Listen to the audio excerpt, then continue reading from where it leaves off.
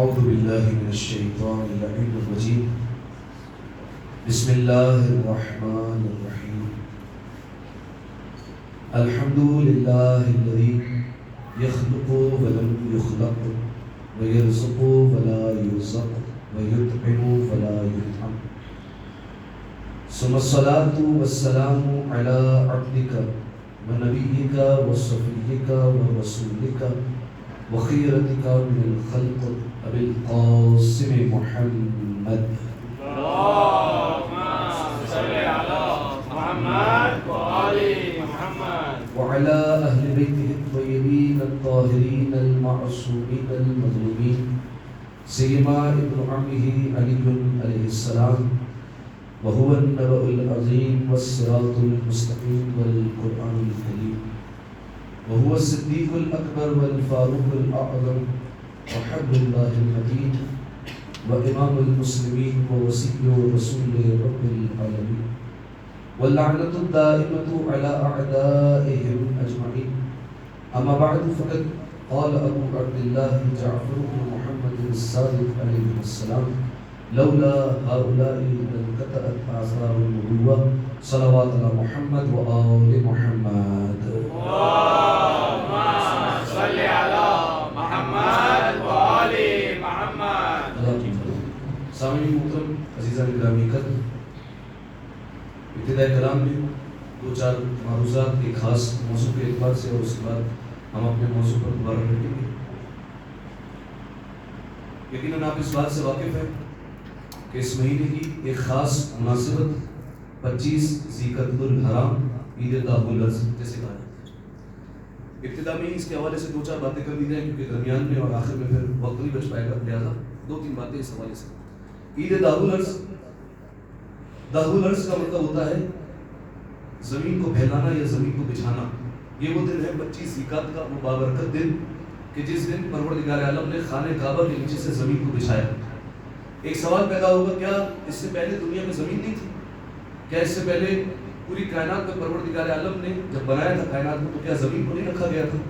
اس کا جواب ہے زمین بچھانے کا مطلب یہ ہے کہ زمین اس سے پہلے، اس دن سے پہلے پانی کے نیچے گرد تھی. پروردگار عالم نے اس دن زمین کو حکم دیا تو وہ زمین پانی سے ابھر کر آ گئی اور خانہ کعبہ کے نیچے سے اس زمین کو باقاعدہ طور پر خشکی پر لایا گیا. اور اس کے بعد اس سے کہا جاتا ہے کہ عید داہ الارض یعنی زمین بچھانے کا دن یا زمین بچھانے کی عید. تو یہ واقعہ پیش آیا 25 ذی القعدہ. اس کے علاوہ اس دن کی کیا مناسبت ہے؟ 8ویں امام امام علی ابن موسیٰ رضا علیہ الصلوۃ والسلام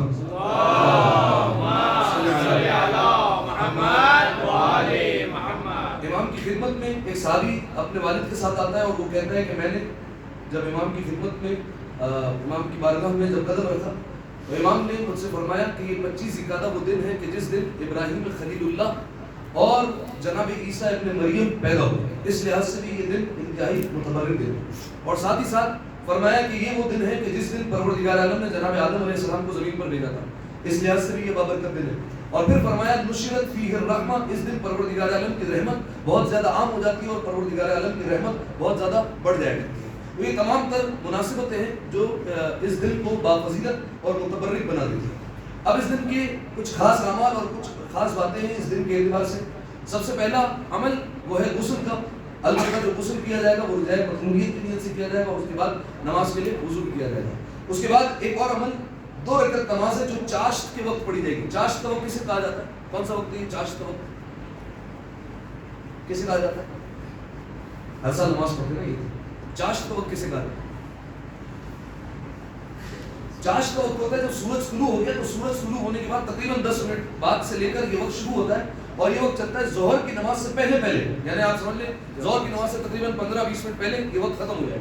تو یہ ٹائم ہے، اس ٹائم میں 2 رکعت نماز پڑھنی ہے جو کہ انشاءاللہ جو ہے وہ گروپ میں پورا طریقہ کار بھیج دوں گا اور وہاں سے جو ہے وہ فالو کر لیجیے گا. 2 رکعت نماز ہوگی اور 2 رکعت میں الحمد کے بعد 5 مرتبہ سورہ شمس کی تلاوت کی جائے گی اور اس کے بعد پھر 1-2 جو ہے وہ دعائیں ہیں. تو یہ نماز اس طریقے سے مکمل ہو جائے گی. تو 2 عمل ہو گئے 25 ذی القعدہ کے اعتبار سے، عید داہ الارض کے اعتبار سے. پہلا عمل غسل کا اور دوسرا عمل 2 رکعت نماز کا. تیسرا عمل ایک اور عمل ہے وہ ہے روزے کا.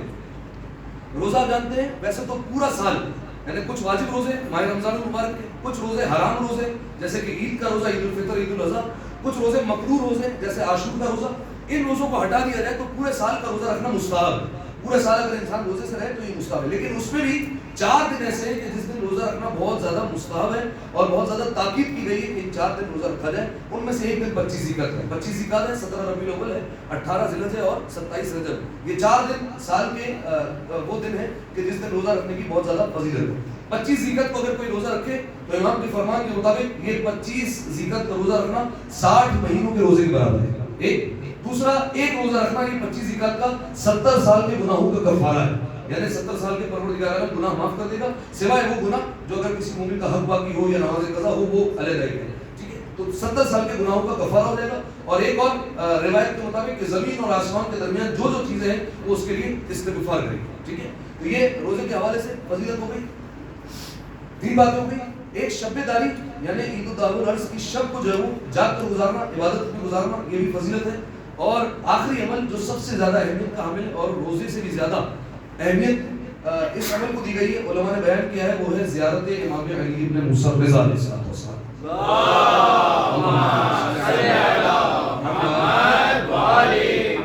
اگر کوئی وہاں پہنچ کر زیارت کرے تو کیا ہی کہنے، یا پھر اگر وہاں پر ہو کوئی اور اس کو آپ نائب بنا سکے کہ وہ نائب بن کر آپ کی وہاں پر زیارت کر سکے، یہ بھی بہت اچھا ہے. لیکن اگر بالفرض کوئی نہ ہو تو پھر کم از کم زیارت امام علی بن موسیٰ رضا اپنے مقام پر رہتے ہوئے اس زیارت کی تلاوت کی جائے. اس عمل کو روزے سے بھی زیادہ جو ہے وہ بافضیلت عمل بتایا گیا. ٹھیک ہے، ایک اور سوال دیا گیا، آواز میں اللہم صلی علی محمد و آل محمد. یہ داؤد العرس کے حوالے سے میں نے آپ کی خدمت میں بیان کر دیا، باقی تفصیلات انشاءاللہ جو ہے وہ آپ کو گروپ میں سینڈ کر دی گئی. اب آئیے جو موضوع ہم نے آغاز کیا تھا اور جس پر ہماری گفتگو ہو رہی تھی وہ کون سا موضوع تھا؟ علماء کے حوالے سے. گزشتہ نشست میں ہم نے ایک نئے موضوع کا آغاز کیا تھا، علماء کی باتیں، یعنی کچھ تقاریر. اب ہماری وہ ہوگی جس میں علماء کرام کے حوالے سے گفتگو ہوگی. وہ علماء کرام جن کے ہم فقط نام سنتے ہیں یا نام جانتے ہیں یا نام بھی نہیں جانتے جن کے، اور جن کے ہم احسانات سے ناواقف ہیں. لہذا ان کے احسانات کی وجہ سے آج یہ مکتبہ تشیع اپنی بنیادوں پر کھڑا ہوا ہے. ان علماء کرام کا تذکرہ کہ ان علماء کرام نے کیا کیا خدمات انجام دی اور کس طریقے سے اپنی زندگی کو گزارا، ان کے اعتبار سے انشاءاللہ تذکرہ کیا جائے گا، کچھ تقاریر.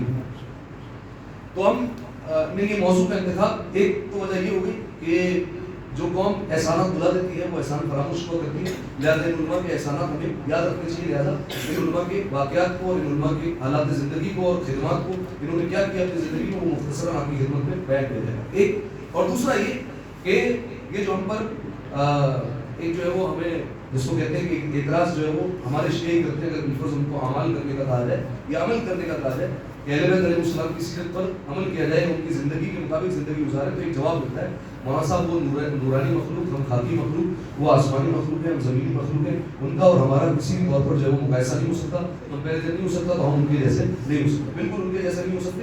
لیکن کم از کم آپ دیکھیے یہ علماء جو اہل بیت علیہ السلام کی محبت سے سرشار تھے، انہوں نے اپنی زندگی کو کس طریقے سے گزارا، لہٰذا ان علماء کرام کی زندگی سے درس لیجیے. آج جس عالم پر ہم نے گفتگو کرنی ہے ان کا نام ہے محمد ابن یعقوب ابن اسحاق کلینی. کسی نے نام سنا ہے ان کا پہلے؟ کون ہے؟ کون ہے محمد ابن یعقوب ابن اسحاق کلینی؟ کسی کو پتا؟ محمد ابن یعقوب کلینی ہمارے یہاں شیعہ مکتب کی 4 بنیادی کتابیں ہیں. یہ 4 وہ کتابیں ہیں کہ جن پر پورا مکتبہ تشیع کھڑا ہوا. یعنی اگر یہ 4 کتابیں نہ ہوں تو آج مکتبہ تشیع کا وجود بھی نہ ہوتا اور احادیث اہل بیت علیہ السلام ہم تک نہ پہنچتی. 4 کتابیں.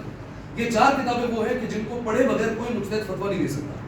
مجتہد کے لیے لازم ہوتا ہے کہ ایک ایک ورق ان کتابوں کا پڑھے، ایک ایک ورق کو دیکھے، اس کے بعد وہ فتویٰ دینے کے قابل ہوتا ہے اور تمام احادیث کو دیکھنے کے بعد وہ فتویٰ جاری کر سکتا ہے. ان کتابوں کے بغیر مجتہد کا کوئی گزارا نہیں ہو سکتا. ٹھیک ہے، وہ 4 کتابیں کون سی جو ہماری مکتبہ تشیع کی 4 بنیادی کتاب، وہ کون کون سی؟ سب سے پہلی کتاب الکافی. ٹھیک ہے، اب اس کی جو ہے وہ کچھ جلدیں ہیں وہ میں آپ کی خدمت میں بیان کروں گا. ایک ہوگی الکافی جس کے مؤلف کا نام ہے، جس کا آج ہم تذکرہ کریں گے، محمد ابن یعقوب کلینی. ایک دوسری کتاب ہے من لا یعذرہ الفقیہ. ٹھیک ہے، یہ ان کی کتاب ہے شیخ صدوق علیہ الرحمہ کی. تیسری اور چوتھی کتاب تہذیب الاحکام اور الاستفسار، یہ شیخ طوسی علیہ الرحمہ کی کتاب ہے. ٹھیک ہے، وہ انشاءاللہ آہستہ آہستہ تقاریر میں تذکرہ آتا رہے گا. محمد ابن یعقوب کلینی، اب ان پر گفتگو کرتے ہیں. ابتدا میں کچھ بنیادی معلومات ان کے اعتبار سے آپ کی خدمت میں بیان کرتا ہوں، پھر ان کی زندگی پر آتے ہیں. محمد ابن یعقوب ابن اسحاق کلینی نام کے اعتبار سے ظاہر ہے محمد ان کا اپنا نام یعقوب ان کے والد کا نام اور اسحاق ان کے دادا کا نام. کلینی کیوں کہا جاتا ہے ان کو؟ کلینی کہا جاتا ہے علاقے کی نسبت سے. توجہ رکھیے گا اور بالکل جو ہے وہ مربوط گفتگو ہے، لہٰذا توجہ میری جانب ہے. کلینی علاقے کی نسبت سے کہا جاتا ہے. کلین ایک علاقے کا نام ہے. یہ کہاں پر ہے؟ آپ نے نام سنا ہوگا شہر رے کا. رے کا نام سنا ہے سب نے؟ رے کون سا علاقہ ہے؟ یہ کون سا شہر ہے اور کون سی جگہ ہے؟ رے وہی جگہ ہے کہ جس کے متعلق عمر سعد کو لالچ دی گئی تھی. ٹھیک ہے، اور عمر سعد کو امام حسین علیہ السلام کے مقابلے پر بھیجا گیا تھا. ابن زیاد نے کہا تھا کہ اگر حسین ابن علی کا تو سر لے کر آ گیا تو میں تجھے رے کا حاکم بنا دوں گا. رے ایک سرسب زمین، ایک زرخیز زمین تھی جس کی عمر سعد کو لالچ دی گئی تھی کہ اگر تو نے حسین ابن علی کو قتل کر دیا تو یہاں کا حاکم بنا دوں گا. اور امام حسین علیہ السلام نے عمر سعد سے خطاب بھی کیا تھا اور پوری فوجی عظیمی سے خطاب کیا تھا کہ تم لوگ مجھے کیوں قتل کرنا چاہتے ہو، کیا وجہ ہے؟ انہوں نے ابتداء جواب دیا تھا بغضاً لابی، آپ کے بابا کے بغض سے قتل کر رہے ہیں. امام حسین علیہ السلام نے کہا تھا کہ دیکھو میں حجت تمام کر رہا ہوں، ابھی بھی وقت ہے، تم سب کو قتل کر چکے ہو، ابھی بھی مجھے یہاں سے جانے دو، میں تمہیں معاف کر دوں گا. یہاں تک امام حسین علیہ السلام نے فرمایا، لیکن انہوں نے امام حسین علیہ السلام کی نہ مانی. اس کے بعد امام نے فرمایا میں فقط اور فقط حجت تمام کر رہا تھا، میں جانتا تھا تم پر میری کسی بات کا اثر نہیں ہوگا کیونکہ تمہارے شکم حرام سے پر ہو چکے ہیں. اور اس کے بعد عمر سعد سے مخاطب ہوئے تھے اور عمر سعد سے کہا تھا تو مجھے کیوں قتل کرنا چاہتا ہے؟ تو عمر سعد نے کہا تھا کیونکہ مجھے شہر رے کا حاکم بنایا جائے گا اور مجھے رے کی حکومت کا وعدہ کیا گیا. امام حسین علیہ السلام نے کہا میں جنت کی ضمانت دیتا ہوں، رے کو چھوڑ دے. اس نے کہا جنت تو آخرت میں ملے گی، آخرت کس نے دیکھی ہے؟ ابھی دنیا میں رے کی حکومت مل جائے گی، لہٰذا سارے لطف اور مزے یہیں پر اٹھانا چاہتا ہوں، لہٰذا رے کا میں حاکم بننا چاہتا ہوں. پھر امام حسین علیہ السلام نے کہا دیکھیں میں امام ہو کر کہتا ہوں تم سے اور یہ ضمانت دیتا ہوں کہ رے کی حکومت کیا تجھے رے کا گندم بھی نصیب نہیں ہوگا، جس کو اس نے مولا کو تانا دیا تھا اور کہا تھا اگر گندم نہ ملی تو کیا ہوگا، میں جو پر گزار کر لوں گا. یہ رے وہ جگہ ہے. ٹھیک ہے، یہ کہاں پر ہے؟ ایران میں ہے، جسے آج کل ایران میں تہران کے نام سے جانا جاتا ہے جو کہ ایران کا کیپٹل ہے. ٹھیک ہے، تو پرانا جو رے تھا اس پر نئے ایران کا جو شہر ہے تہران اس کی بنیادیں رکھی گئی تھی. اس سے تقریباً 38 سے 40 کلومیٹر کے فاصلے پر ایک قصبہ ہے، ایک علاقہ ہے جسے کہا جاتا ہے کلین. ٹھیک ہے، وہاں کے تھے محمد ابن یعقوب کلینی. یہاں پر پورا ایک علمی خاندان تھا محمد ابن یعقوب کلینی کا اور سب سے زیادہ علم میں شہرت رکھتا تھا. یہاں پر محمد ابن یعقوب کلینی کی ولادت ہوئی کون سے سن میں؟ لگ بھگ 250 ہجری. یہ لگ بھگ کا میں نے لفظ استعمال کیوں کیا؟ لگ بھگ کا لفظ اس لیے استعمال کیا کیونکہ ایگزیکٹ نہیں پتا کہ ایگزیکٹ جو ہے وہ تاریخ پیدائش اور سن پیدائش کیا ہے، لیکن 250 ہجری میں جو ہے وہ لگ بھگ ان کی ولادت کو کہا جاتا ہے. 250 ہجری کا مطلب آپ سمجھے؟ 250 ہجری کا مطلب کیا ہوا؟ 250 ہجری کا مطلب ہے کہ جب یہ پیدا ہوئے تو اس وقت 10ویں امام علی نبی کا زمانہ تھا.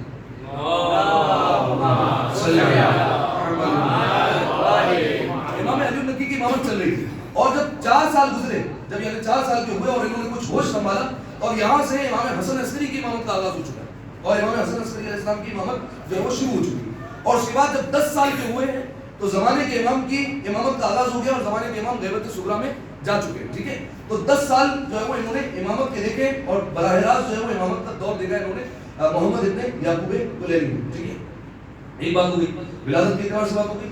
اب آئیے ان کی کنیت ہے ابو جعفر. اب دیکھیے یہ آپ اس کا اتفاق کہیے یہ پروردگار عالم کا التزام کہیے. جو میں نے ابھی آپ کے سامنے 4 کتابیں بتائی جو مکتب تشیع کی 4 بنیادی کتابیں. الکافی مؤلف محمد ابن یعقوب کلینی. من لا یعذرہ الفقیہ دوسری کتاب ہمارے مذہب کی بنیادی کتاب شیخ صدوق لیکن ان کا نام تھا محمد ابن علی. تیسری اور چوتھی کتاب شیخ طوسی مؤلف ہے لیکن ان کا نام تھا محمد ابن حسن الطوسی.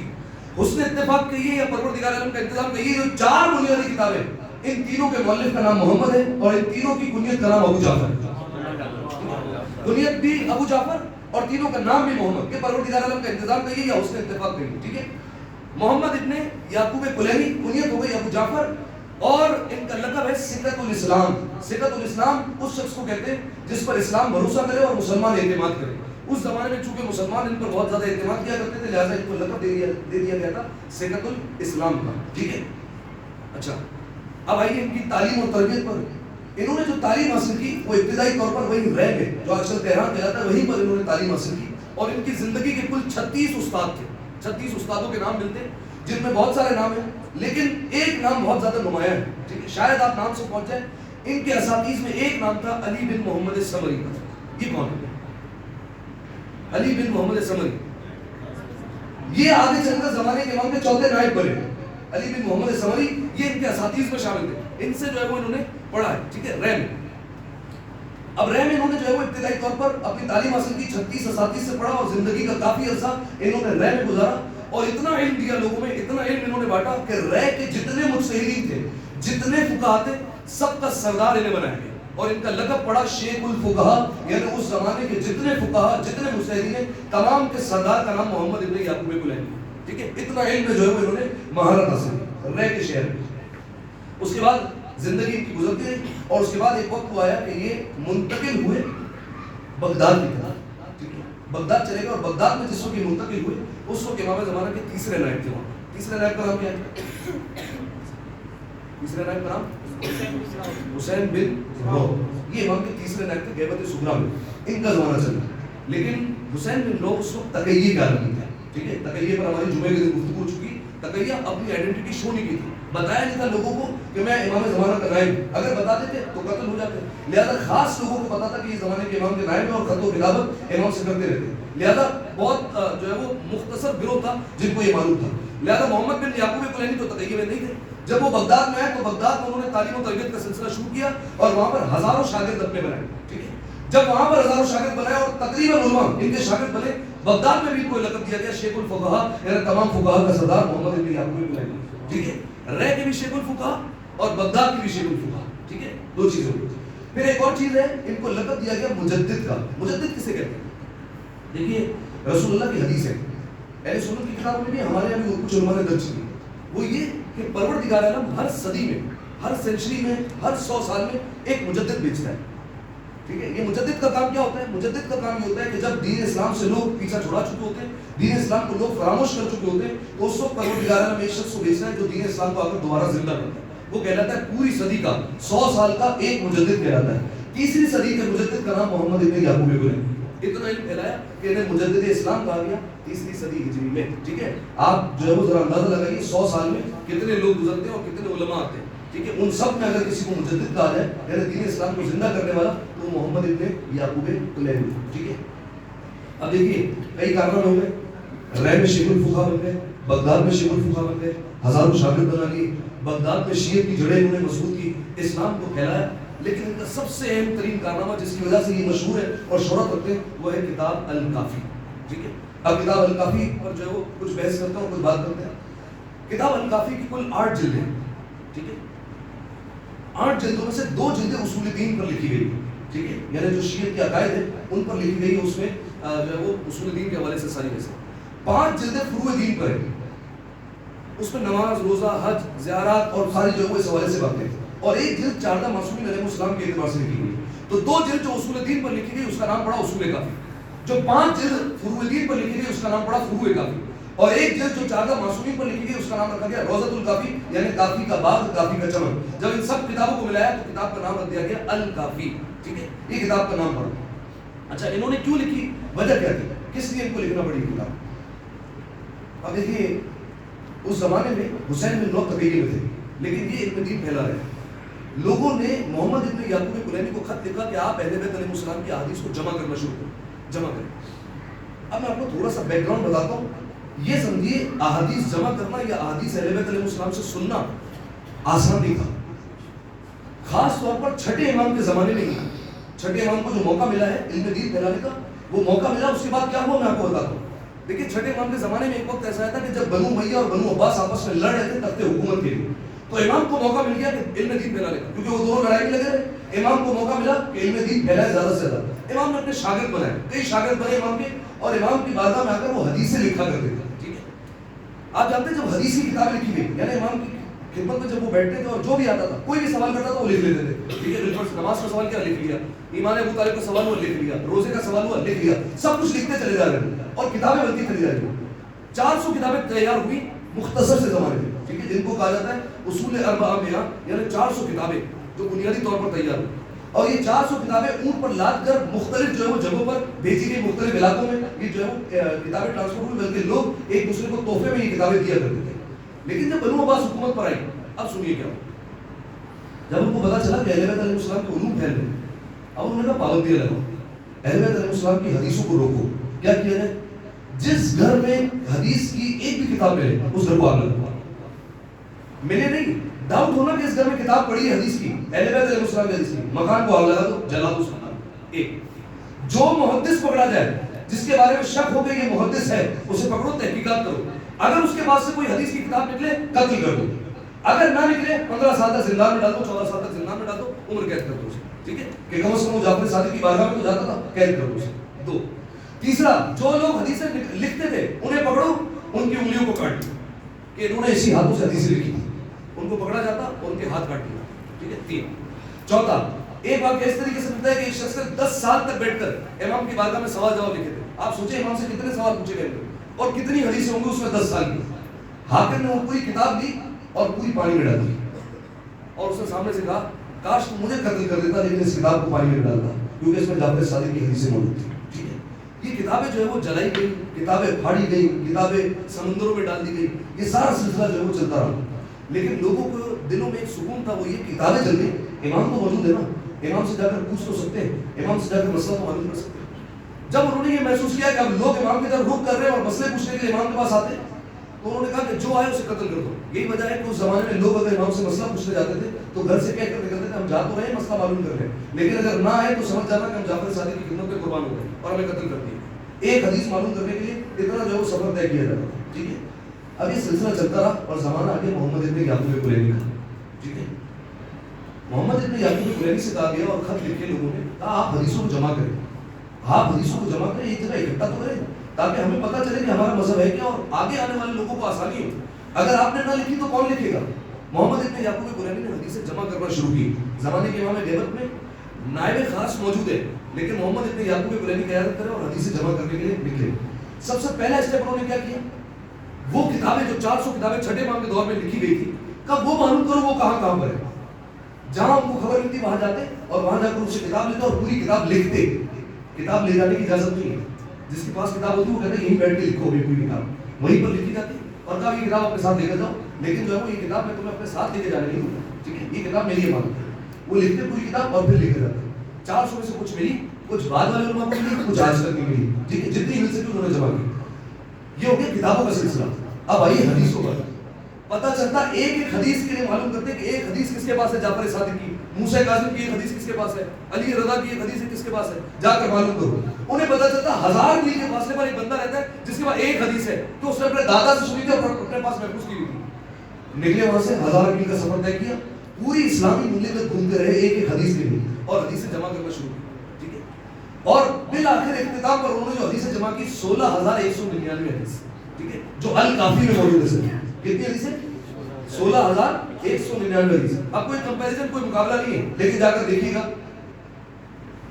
صحیح بخاری اور صحیح مسلم جو لکھی گئی ہے ان دونوں میں ملا کر 7000 حدیثیں اور ہماری ایک کتاب الکافی میں 16199 حدیثیں.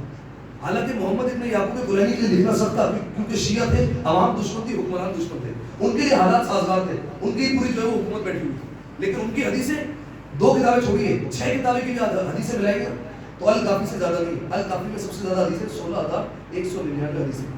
صرف حدیثوں کو جمع نہیں کیا، ترتیب دی. میں نے آپ کی خدمت میں بیان کیا امام کے پاس جب بیٹھ کر لکھی جائے گی ایک سوال نماز کا، ایک سوال ایمان ابو طالب کا، ایک سوال روزے کا، ایک سوال حج کا ہے، ایک سوال امر بالمعروف کا، ایک سوال کسی اور چیز کا ہے. اور اسے ترتیب کون دے گا؟ ترتیب دیا اس کو. ساری الگ الگ جلدیں بنائی، اصول کافی الگ ہوئی، فروع کافی الگ ہوئی، روضۃ الکافی الگ ہوئی. 16199 حدیث. ٹھیک ہے. اس طریقے سے انہوں نے جمع کی. کتنے سال کے عرصے میں؟ 20 سال کے عرصے میں. 20 سال کے عرصے میں 8 جلدی کتاب لکھی تھی 16199 حدیثوں کے لیے. کئی ہزار میلوں کے سفر کیے. اگر پتہ چل جاتا کسی کو ایک حدیث سے سفر کرتے اور جا کر حدیث لے کر آتے تو لکھتے تھے. اب جب حدیثیں جمع ہو گئی اب کیا کیا انہوں نے؟ اب جب حدیثیں ساری جمع ہوئی، اچھا دیکھیے حدیثیں سے جمع نہیں کی، 16199 حدیثیں ان کو یاد تھی. یاد سبحان اللہ کہنا چاہیے، یاد تھی. صرف حدیث یاد نہیں تھی. حدیث کا مطلب ہے انا مدینۃ العلم وعلم بابھا، یہ حدیث ہے. سلسلہ سند بھی یاد تھا. اس بندے نے اس سے سنا، اس بندے نے اس سے سنا، اس بندے نے اس سے سنا، بیچ میں 100 راوی ہیں اور وہ آخری بندہ کہتا ہے میں نے رسول اللہ سے سنا. یہ سلسلہ سند یاد تھا. انہوں نے یہ پوری کتاب اپنے شاگردوں کو یاد کروائی. تم یاد کرو، سب کو یاد کروائی. اور جب شاگرد پکے ہو گئے اور ان سب کو یاد ہو گئی، کہا اب میں تمہیں اجازت حدیث دیتا ہوں، اب میں تمہیں اجازت دیتا ہوں ان حدیثوں کو تم آگے منتقل کرو، آگے بیان کرو اور انہیں لکھو، محفوظ کرو. کیوں؟ پرانے زمانے میں کیا ہو چکا ہے، کتابیں جلا دی گئی. کہا کتابوں کو چھوڑو، کتابیں جلا سکتے ہیں، سینہ تو نہیں جلا سکتے نا. حدیثیں سینوں میں تمہارے محفوظ ہے، یاد کروا دی تمہیں. اب ان حدیثوں کو آگے پھیلاتے جاؤ اور منتقل کرتے جاؤ. یہ جو میں نے 20 سال کی محنت جمع کی ہے یہ ضائع نہیں ہونی چاہیے. یہ ریٹن فارم میں بھی موجود ہے اور تمہارے دلوں میں بھی موجود ہے. اب انہیں آگے پھیلاتے جاؤ اور یہ ان کا سلسلہ چلتا رہے. ٹھیک ہے. 329 ہجری میں ان کی وفات ہوئی. یعنی عمر کتنی ہوئی ان کی؟ تقریباً 80 سال. 80 سال کی عمر میں وہ اس دنیا سے گئے اور ان کا مزار بنا بغداد میں. ٹھیک ہے, بغداد میں جب ہم زیارت پر جاتے ہیں, ہم جو ہے وہ امامین کاظمین کی زیارت پر جاتے ہیں, لیکن باقی علماء کرام کتنے بغداد میں موجود ہیں, ہم وہاں پر زیارت نہیں جاتے. محمد ابن یعقوب کلینی کی قبر اور مزار ان کا بغداد میں موجود ہے. ٹھیک ہے, اب دیکھیے یہ حدیث جو ہے وہ انہوں نے جمع کی. حدیث کی اور کتاب کی خاص بات بتاؤں, الکافی کی سب سے خاص بات اور حدیثوں کی 4 کتابوں میں سب سے اہمیت اس کو اس لیے حاصل ہے کیونکہ یہ زمانے کے امام کے جو ہے وہ دور میں لکھی گئی. 4 نائب جب موجود تھے جب لکھی گئی. آپ اگلی تقریروں میں سنو گے, امام کو اگر خبر ہوتی تھی نا کہ فلاں عالم فتنہ پھیلانے والا ہے, امام اپنے نائب کو خط لکھتے تو کہتے تھے اس کو روکو اور لوگوں کو وہ اس کی پیروی نہ کرے. امام کی طرف سے خط آ جاتا تھا. محمد ابن یعقوب کلینی کے لیے کوئی خط نہیں آیا, اس کا مطلب امام کی فیور موجود تھی ساتھ میں اور امام جو ہے وہ ساتھ تھے. ایک بات. دوسری بات, بعض علماء کہتے ہیں کہ یہ کتاب امام کے نائب تک بھی پہنچی اور امام تک بھی پہنچی, امام کی خدمت میں گئی. اور جب امام نے حدیثوں کو دیکھا تو امام نے ایک جملہ فرمایا, ھذا کافی لشیعتنا, یہ کتاب میرے شیعوں کے لیے کافی ہو گئی ہے.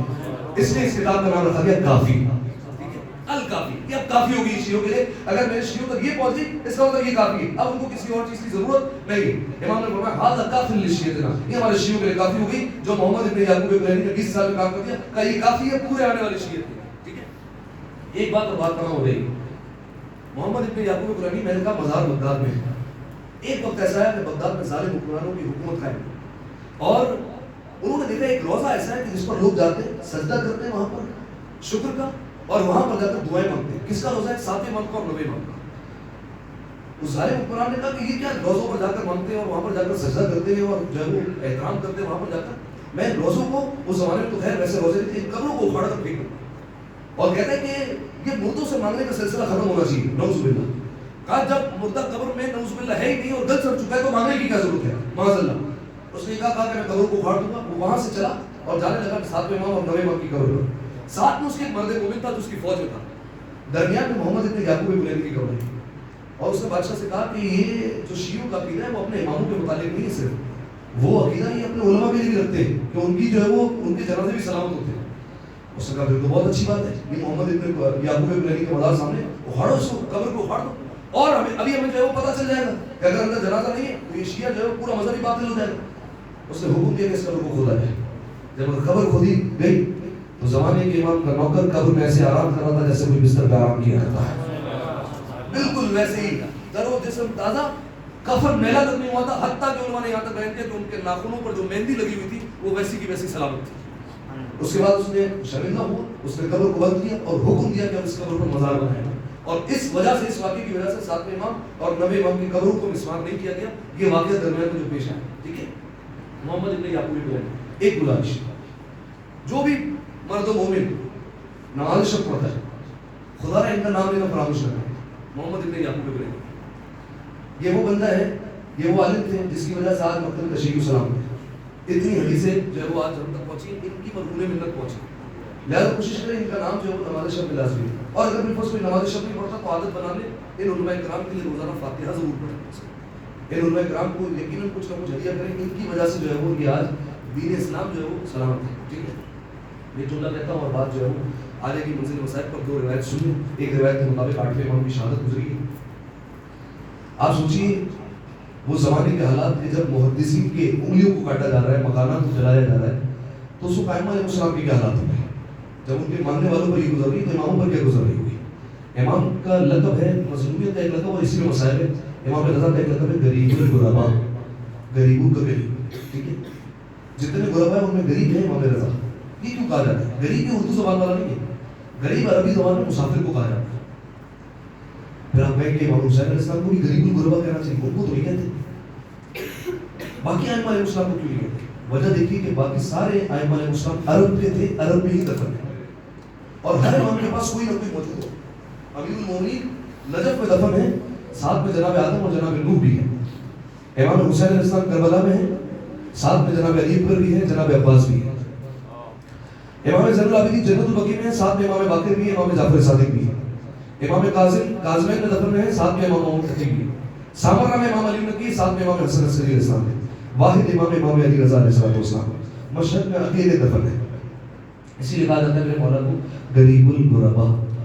روایت کے جملے ہیں کہ جب امام رضا علیہ السلام کو مدینہ سے طلب کیا گیا ہے خراسان کی طرف, روایت کے جملے میرا مولا بار بار روضہ رسول پر جاتا ہے اپنے آپ کو گرا دیتا ہے، اپنے آپ کو گراتا ہے اور روتا جاتا ہے اور کہتا جاتا ہے نانا یہ امت مجھ سے آپ کا روزہ چھڑوا رہی ہے۔ عزادارو اس مصائب کے عالم میں دعا کرتا ہوں پروردگار عالم آپ کو مشرق کی زیارت نصیب کرے۔ جو جا چکے ہیں وہ جانتے ہیں کہ جب آخری دن ہوتا ہے امام رضا کا قبر امام رضا کی زمین چھوڑنے کا دل نہیں کرتا ہے مومن کا، دل چاہتا ہے وہیں پر انسان بیٹھا رہے۔ ذرا سوچیں امام رضا کے لیے کتنا مشکل ہوگا روضہ رسول کو چھوڑنا۔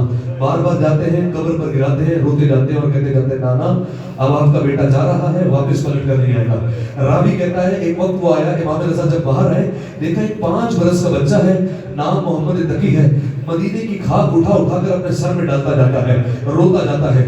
امام رضا آگے بڑھے، اپنے بیٹے کو سینے سے لگایا اور رو کر کہا ہے میرے لال کیا بات ہے، یہ خاک اپنے سر میں کیوں ڈالتے ہو؟ امام تقی نے رو کر کہا بابا جس بچے کو اپنی یتیمی کا احساس ہو گیا ہو وہ بچہ بھلا خاک نہ ڈالے تو کیا کرے؟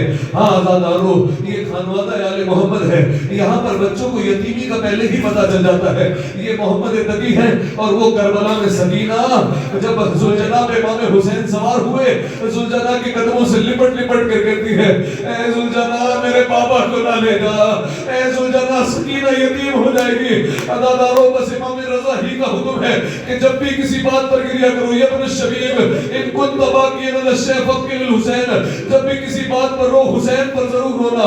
بس عزادارو آئیے امام حسین کے حوالے سے ایک روایت پڑھ دوں، روایت کے جملے ہیں امام حسین گھوڑے سے تشریف لائے، اپنی بچی سکینہ کو گود میں اٹھایا، گویا سکینہ کہہ رہی ہو ایک بار گود میں لے لو بابا۔ امام حسین نے گود میں اٹھایا، کہا سکینہ کیا بات ہے؟ کہا بابا کہاں جاتے ہیں؟ کہا ہو سکتا ہے سکینہ تمہارے لیے پانی کا انتظام ہو جائے۔ کہا نہیں بابا اب سکینہ کو پانی نہیں پینا، چچا بھی یہی کہہ کر گئے تھے بابا اب سکینہ کو پیاس نہیں لگی ہے۔ امام حسین نے کہا سکینہ نانا سے وعدہ کیا ہے وہ پورا کرنا ہے۔ امام حسین نے جیسے ہی کہا سکینہ نے کہا بابا ٹھیک ہے جائیے، ایک بار بابا اپنے سینے پہ سلا لیجئے، بابا آخری بار سینے پر سونا ہے۔ امام حسین تپتی ریتی پر لیٹ گئے، سکینہ سینے پر ہے، ایک مرتبہ بچی اٹھتی ہے اور کہتی ہے بابا جائیے ہم نہیں روکیں گے۔ کہا کیا بات ہے؟ کہا خواب میں دادی زہرا آئی تھی، بالوں کو بکھرائے ہوا تھا اور کہہ رہی تھی سکینہ نہ روکو میرے بچے کو، اسی وقت کے لیے چکیاں پیس پیس کر پالا ہے۔ بس عزادارو سکینہ نے ایک مرتبہ پوچھا بابا آپ کہا کرتے تھے اسلام میں بیٹوں کا بھی حق ہے بیٹیوں کا بھی حق ہے، بابا علی اکبر آپ کے ساتھ رہیں گے، بابا میرا بھیا علی اصغر آپ کے ساتھ رہے گا۔ بابا سکینہ کے حصے میں کیا آیا؟ علماء کہتے ہیں امام حسین نے کربلا کی خاک اٹھائی، سکینہ کے بالوں میں ڈالی، گویا کہہ رہے ہوئے سکینہ اب سے تمہارے حصے میں یتیمی آئی ہے، اب سے تمہارے حصے میں اسیری آئی ہے، اجرکم من اللہ اجرکم من الزہرا۔ بس عزادارو ایک وقت وہ آیا امام حسین شہید ہوئے، ذوالجناح واپس پلٹا ہے خیام کی طرف، سب سے آگے آگے سکینہ ہے، کیا دیکھا ذوالجناح تو ہے بابا نہیں آیا۔ ایک سوال پوچھا ہے سکینہ نے، یہ نہیں پوچھا میرے بابا کو کتنے تیر لگے، یہ نہیں پوچھا کتنی تلواریں لگی، ایک سوال پوچھا یا جوادو حل سکیا بھی ہم کو دل اچھانا، اے بابا کے ذوالجناح ذرا یہ تو بتا میرے بابا کو پانی پلایا تھا یا پیاسا مار دیا گیا؟ میرا حسین بھی پیاسا گیا اور وہ علی ابن موسیٰ رضا زہر کی شدت میں تڑپ رہے ہیں، پیاسے اس دنیا سے چلے گئے، نوے امام معجزے سے تشریف لائے، بابا کا غسل و کفن کیا، جنازہ اٹھایا، میں ہاتھوں کو جوڑ کر کہوں اے مولا آپ کا جنازہ تو اٹھ گیا، بیٹے نے آ کر اٹھا تو لیا، ہائے رے سید سجاد بابا کا جنازہ پڑا رہا، ہاتھوں میں ہتھکڑیاں پیروں میں لعنت اللہ علی القوم الظالمین وسيعلم الذين ظلموا أي منقلب ينقلبون۔ دعا ہے پروردگار عالم سے پروردگار ہماری اس عبادت کو اپنی بارگاہ میں قبول فرما، تمام گناہ صغیرہ اور کبیرہ کو معاف فرما، میرے مالک تمام مومنین اور مومنات کو جلد از جلد امام رضا کے روضے کی زیارت نصیب فرما، میرے مالک جنت البقیع کی تعمیر کے اسباب جلد از جلد مہیا فرما، تمام مقامات مقدسہ کی حفاظت فرما، زمانے کے امام کے ظہور میں تعجیل فرما، ہمیں ان کے اعوان اور صحابہ میں شمار فرما۔ ایک سورہ فاتحہ کی کلمات سے تمام مرحومین کے لیے بالخصوص مقبرہ تشریف کے تمام علماء کرام کے لیے، شہداء ملت دافیہ کے لیے، حاضرین تمام مرحومین کے لیے، اور بالخصوص مرحومہ قرۃ العین بنت اقبال علی خردہ کے لیے ایک مرتبہ سورہ حمد اور 3 مرتبہ سورہ اخلاص رحم اللہ من یقرأ الفاتحہ. بسم اللہ.